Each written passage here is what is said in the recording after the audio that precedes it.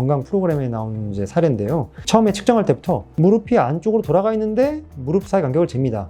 애초에 잘못된 오다리 평가예요. 무릎을 정면으로 놓고 봤어야죠. 그런데 결국 그렇게 측정해서 교정 운동 전에 5cm였는데 3cm니까 봐봐, 운동해서 몇 분 운동해서 2cm 좋아졌지? 이렇게 하시는 거예요. 애초에 무릎이 안쪽을 보니까 잘못 측정된 거고, 심지어 비포 애프터가 무릎 위치가 다릅니다. 그래서 이거는 잘못된 사례다.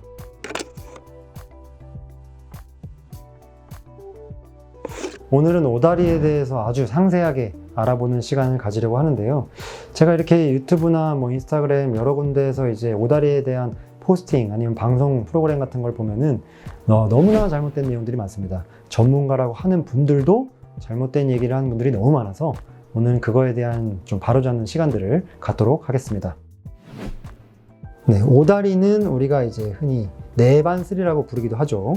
내반슬이라는 거는 슬관절, 무릎 관절이 내반되어 있다는 겁니다. 내반이라는 거는 관상면, 전두면에서의 꺾인 변형을 말하는데요. 이 관상면에서의 변형을 정확하게 평가하기 위해서는 다른 두 가지 면, 시상면과 수평면에서의 문제를 배제를 하고 봐야지 정확한 평가입니다. 이 말이 무슨 뜻인지 뒤에서 설명드리겠습니다. 자, 우선 첫 번째 환자 예시인데요.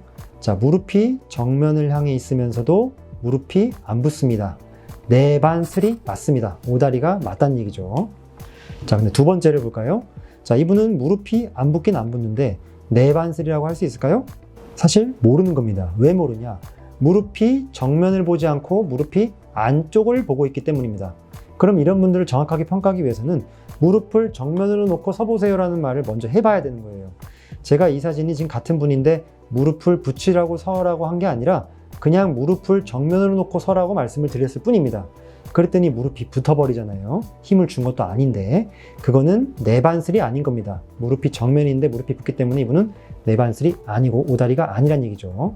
그럼 이분은 왜 오다리처럼 보였던 것이냐? 이 경골에 외회전 변형이 있고 무릎이 뒤로 빠지는 백리, 반장슬이라는 게 있기 때문에 그 성분들 때문에 오다리처럼 보였던 겁니다.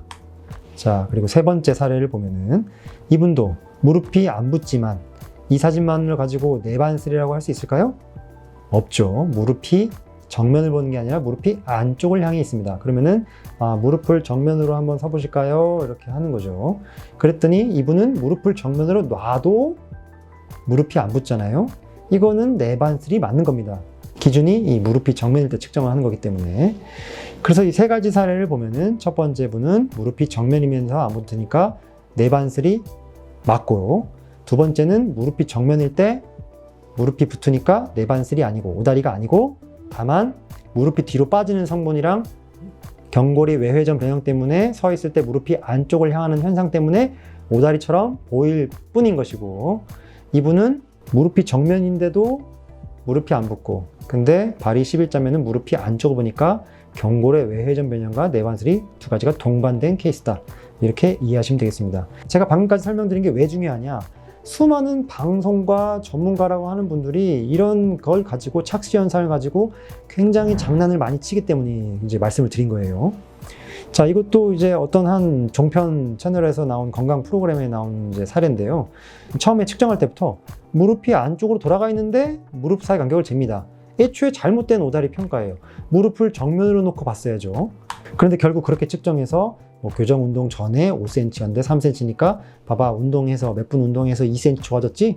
이렇게 하시는 거예요. 애초에 무릎이 안쪽을 보니까 잘못 측정된 거고, 심지어 비포 애프터가 무릎 위치가 다릅니다. 애프터가 무릎이 좀 더 바깥쪽을 향해 있어요. 그래서 이거는 잘못된 사례다.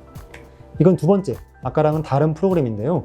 여기서도 역시 언빌리버블이라고 하면서 오다리가 운동해서 딱 붙었죠? 예쁜 다리 됐죠? 이렇게 말씀하시는데 애초에 비포 사진을 보시면 여기 가려 있지만 무릎이 안쪽을 향해 있어요. 그리고 이 사진에서는 무릎이 안쪽으로 덜 향하고, 이거는 백리처럼 무릎을 뒤로 빼고 선 겁니다. 심지어 이거는 덜 빼고 선 거고. 그러니까 이거는 운동 효과가 아니라 그냥 실제 오다리가 아니었던 거예요. 그래서 방송에서도 그런데 개인적으로 운영하시는 블로그 이런 거는 말할 것도 없습니다. 역시 이제 오다리 전후, 운동 전후라고 해서 보여주신 사진들인데 애초에 무릎이 안쪽을 향해 있고 이거는 또 무릎이 바깥쪽을 향해 있고 무릎 위치가 다르잖아요. 이 비포 사진은 발목 사이 간격도 벌어졌어요. 발목 사이 간격이 벌어졌고 무릎도 벌어졌고, 여기는 발목도 좁아졌고 무릎도 좁아졌고, 이게 어떻게 오다리 치료라고 할 수 있겠습니까? 그래서 중요한 포인트는 무릎의 위치를 항상 보셔야 된다. 그래서 무릎을 정면으로 해놓고도 실제로 무릎 간격이 벌어져 있는 진짜 찐 오다리, 찐 내반슬 환자들은 엑스레이를 촬영해보면 대부분 정강이 뼈가 휘어 있습니다. 근데 정강이 뼈가 휘어 있다고 제가 환자분들께 설명드리면 환자분들이 물어보세요. 정강이 뼈가 직선처럼 보이는데 뭐가 휜 건가요?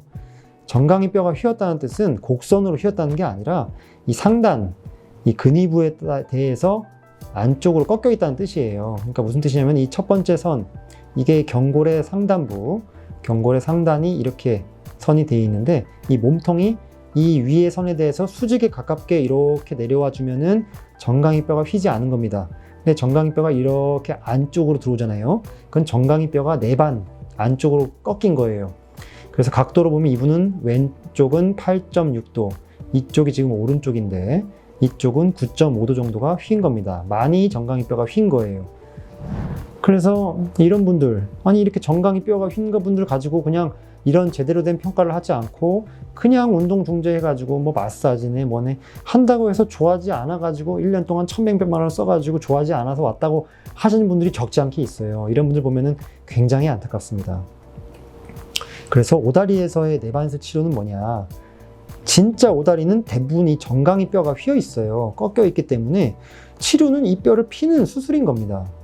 그래서 뭐 제가 이 수술을 반드시 하라고 말씀드린 게 아니라 저도 이런 수술을 하지 않는 사람이에요. 그래서 수술을 반드시 하라는 게 아니라 원인이 뼈가 휜 원인이라면 치료를 하려면 수술을 해야 된다는 말씀을 드리는 거예요. 제가 수술하지 않는 사람이라고 해서 이런 다리를 비수술로 치료하겠다고 할 수는 없는 겁니다. 뼈가 문제면은 뼈 수술을 해야 되는 거죠. 네, 결론을 맺겠습니다. 이게 이렇게 하고 끝나면은 굉장히 오해를 살 수가 있기 때문에 마지막 정리를 해보면은 오다리는 관상면, 이 정두면에서의 변형이다. 꼭 기억하시고, 그래서 그렇게 평가하려면은 당연히 무릎을 정면을 향한 상태에서 측정을 해야 돼요. 그런데 일반적으로 우리가 무릎 사이 간격을 측정할 때 발을 11자로 해놓고 찍거든요. 그러면은 이게 회전 변형, 돌아간 변형이나 무릎이 뒤로 빠지는 거가 간과되고 그냥 그런 부분을 체크하지 않고 측정하는데, 그렇게 되면 오다리가 아닌데 오다리처럼 보일 수가 있어요. 앞서 보신 사례처럼. 그래서 진짜 오다리는 무릎을 정면을 향하게 한 상태에서 무릎을 뒤로 빠지지 않게 선 상태에서도 무릎이 안 붙어야 됩니다. 그런 분들은 엑스레이를 찍어보면 대다수는 정강이 뼈가 꺾여 있어요. 그래서 정확하게 평가하려면 일단은 무릎을 정면을 향한 상태에서 엑스레이를 봐야 되는 겁니다. 당연한 거예요. 기본적인. 근데 그런 평가도 하기 전에 무슨 운동을 어떻게 하는, 애초에 평가를 제대로 안 했는데 무슨 운동 중재를 하겠습니까? 바람직하지 않습니다. 특히 운동 중재 직후에 아까 보신 방송이나 블로그 등에서 보여주는 비포 애프터 사진에 속으시면 안 된다. 애초에 무릎이 정면을 향해 있지 않은데 의미가 없다. 그래서 운동으로 오다리가 진짜 좋아졌다고 말하려면은 비포 애프터 모두 동일한 선상에서 비교를 해야죠. 양쪽 다 모두 무릎이 정면을 향해 있는지, 그리고 두 사진 모두 무릎을 뒤로 안 뺐는지, 두 사진 모두 힘을 완전히 빼고 편안한 상태에서 서게 한 다음에 촬영한 건지를 보고, 그랬을 때 좋아지면 그게 진짜 좋아진 거죠. 근데 그런 사례는 거의 없습니다. 그래서 오다리에서 그러면 운동을 하지 말란 얘기냐? 그런 뜻이 아니라 오다리 환자분들은 운동을 많이 해야죠. 해야 되는데 그 운동 방향이 오다리 교정이 아니라 오다리가 있더라도 무릎이 안 아프고 건강하게 기능할 수 있도록 오다리 운동 방향을 잡으시는 게 좋다, 이런 말씀을 드리고 있는 겁니다. 네, 그래서 오늘은 오다리에 대해서 좀 상세한 부분들을 많이 말씀드렸는데요. 사실 디테일에 들어가면 오다리, 다리가 휘어 보이게 만든 요소가 몇 가지 더 있긴 한데 가장 많은 부분들에 대한 설명을 드렸고요. 항상 오다리 전후 사진을 비교하실 때는 무릎이 동일선상, 똑같이 정면을 향해 있는지를 보시고, 그렇지 않으면 이거 잘못된 사진이다 이렇게 보시는 눈이, 그런 시각이 생기셨으면 좋겠습니다. 네, 감사합니다.